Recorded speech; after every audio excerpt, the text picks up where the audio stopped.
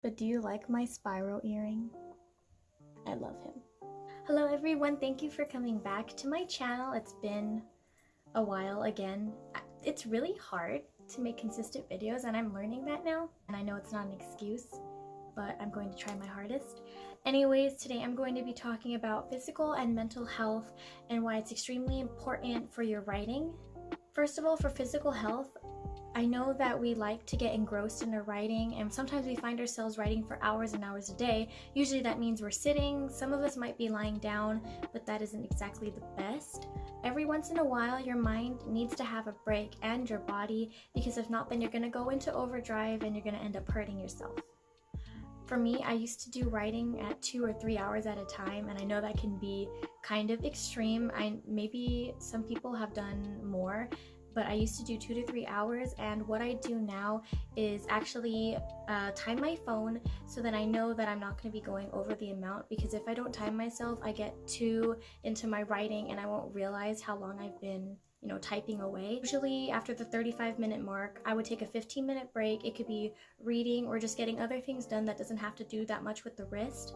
And that's how I get my break done. And afterwards, I'll go back to another 35 minutes. This might not seem important, but it is. Showering is extremely important.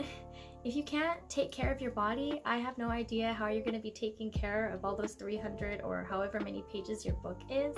Showering every day is extremely healthy, obviously for many reasons, and just feeling clean also makes you feel more prepared to do your work. If for some reason I'm feeling gross, for example, I might have just eaten and I want to go to my writing, I have to brush my teeth first before I start, because then not only do I feel clean, but my mind will feel clean as well, and it'll make me really want to start getting into what I'm about to do. Random cutscene here, but can we just acknowledge how beautiful my bookshelf is? I just installed it and I'm extremely happy. Also, this is all meant for Stephen King, but 2 of the books are missing because I was using it to hold my phone up, but I'm so happy.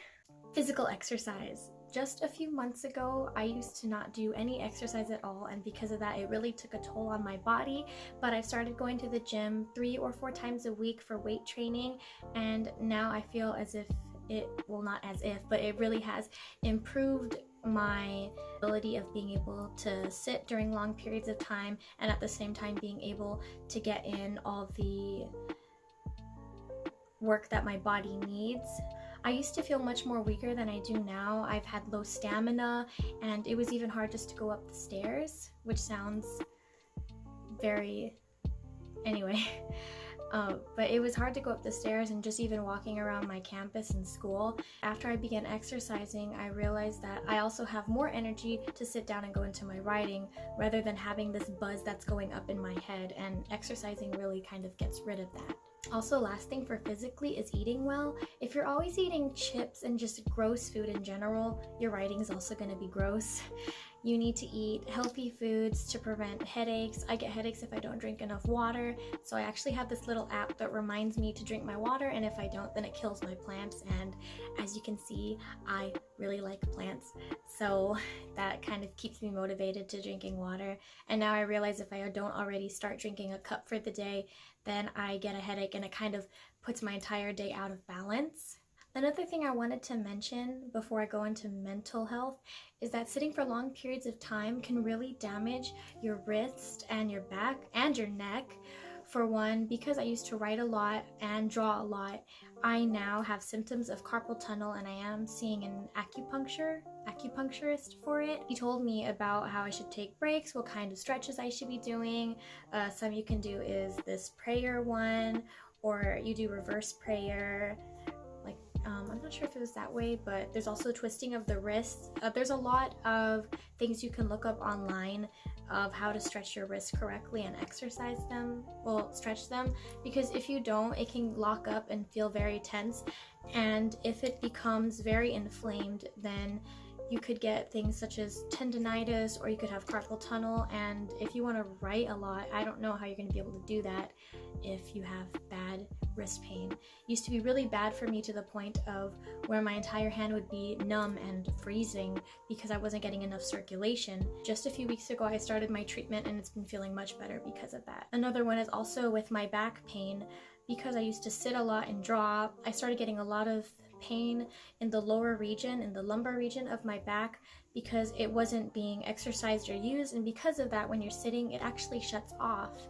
So now that I've been getting up, even just going to the bathroom, it really helps. Something that a lot of people don't realize is that mental health actually connects with writer's block or artist block, as I also have, but I haven't experienced that lately because I've been taking care of myself. If you go into overdrive and overwork yourself, your body will be too exhausted to want to go further, and as a result you become frustrated, and if you're frustrated then you can't think, and if you can't think you can't write, or for me I can't draw.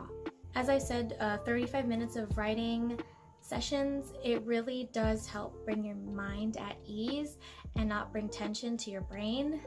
A lot of mental illnesses like depression can also tie into it, and can also tie into your physical wellness, such as keeping your room messy, not taking care of yourself. And because of that, I used to have my room extremely messy, but now I'm starting to become kind of a minimalist, but I'm becoming very clean, and because of that, I've been feeling less claustrophobic, which really does help me want to write, because before I couldn't stand being in my room when I was writing. I had to go out. But now, because I'm always being clean, I'm able to also feel like I have a clean mind as well. At first it was really hard, but now that I've made it habitual, I've been able to just take 10 minutes during my day to clean my room, clean myself up, and get ready, and not just leave everything and everything just piles up, and it's just very bad. Going out really does help though. If you want to write and you don't want to write at home because it might be too loud or you just can't think there, you can go to a coffee shop. I do that. Not daily, but at least a few times during the week, and it just helps you get a different atmosphere and into a writing mood. So I usually go to my local Starbucks or cafe. I get a water there, maybe a tea, and I just write there for maybe 2 hours, and then I'll go home. The last thing I want to get into is meditating, or some type of way to calm yourself and relax. For me, I try to meditate usually at night every day for 10 minutes, and when I do this, it really helps me relax and clear my mind, and it's made me realize how much my mind is firing back and forth with all these thoughts.